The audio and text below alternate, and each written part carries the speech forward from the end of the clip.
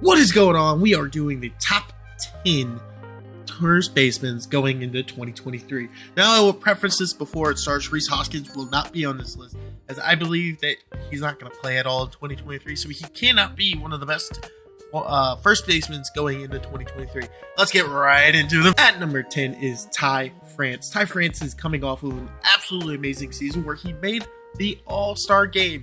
He also had a WAR of 3.1 with 20 home runs, a batting average of 274, 84.3 RBIs, and an OPS plus of 125. He had an absolutely phenomenal season, and I expect him to continue to build on that season and possibly fly up this list coming into this season.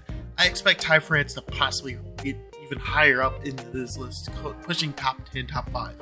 At number 9 is CJ Cron. He had a 2.1 WAR with 29 home runs, a 257 batting average with 102 RBIs, and an OPS plus of 107. An absolutely phenomenal season.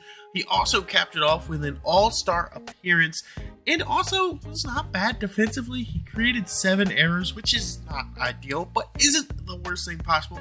But when we're talking about first basemen, it's all about the hitting stats. And nearly 30 home runs and 100 RBIs is a fantastic season batting-wise. An OPS plus, I want a little bit higher, but is still fantastic. And a fantastic season CJ Cron did, and I expect him to build on it coming into this year. Anthony Rizzo is number 8. After coming off a fantastic season with 32 home runs, a 75 RBIs, and 131 OPS plus a 2.3 WAR, I expect Anthony Rizzo to continue being one of the best first basemen in all of baseball. He's a Platinum Glove, 4-time Gold Glover, 1-time Silver Slugger, World Series champion, and a 3-time All-Star. Anthony Rizzo has been one of the best first basemen ever since he touched the Major League, and I don't expect that to change this season. At number 7 is Jose Abreu. He had a phenomenal season last year, batting .304 with 15 home runs, 75 RBIs, with 2.4 WAR and 133 OPS. He's also a 1-time MVP, Rookie of the Year, 3-time All-Star, 3-time Silver Slugger.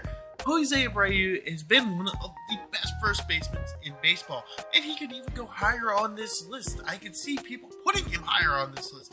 However, I think first base is a stacked position, and it's hard to put him much higher than where he already is. At number 6 is Nathaniel Lowe. He had a fantastic season, a breakout year last year, batting .302 with 27 home runs, 76 RBIs, a WAR of 3.3, and 141 OPS plus. With a Silver Slugger, absolutely fantastic season. Nate Lowe had a breakout year all year last year. He was one of the best things to watch all season long, and I expect him to continue to take this step forward and grow and become one of the best first basemen in baseball. He already is, but to continue to grow on that and become even better than he already was. Coming in at number 5 is Matt Olson. He had a fantastic season, batting .240 with 34 home runs, 103 RBIs, with a 2.4 WAR, 122 OPS plus. Fantastic season. He's, again, been one of the best first basemen in the league for years to come and years to go. He's also a 1-time All-Star, which is actually insane that he's only ever made 1 All-Star in his entire career. He's also a 2-time Gold Glover, which is fantastic. A first baseman that can field really well is huge because that is not what they're made for. So many of them can't field very well and have to become a DH. Not Matt Olson. He is a fielder at heart. He can also hit them far and hit tons of home runs. He actually has 176 home runs in his career. I expect him to keep adding to that number, possibly even climbing this list this year. At number 4 is Vlad Guerrero Jr. Vlad Guerrero Jr. had another fantastic season, batting .274 with 32 home runs, a 3.9 WAR, 97 RBIs, 132 OPS plus. He also won a Gold Glove, a Silver Slugger, 2-time All-Star, and an All-Star MVP. Now, the reason why Vlad Jr. falls into 4th instead of near the top 1-2 is just because he had a bit of a down year, and if he continues in this trend, he will not be a top 3, top 4 first baseman. Now, obviously one of the greatest in the league, but he went from being the best first baseman to where I think he's roughly about 4th right now. But he could very easily climb back up that ladder and reclaim his oh my gosh, I cannot.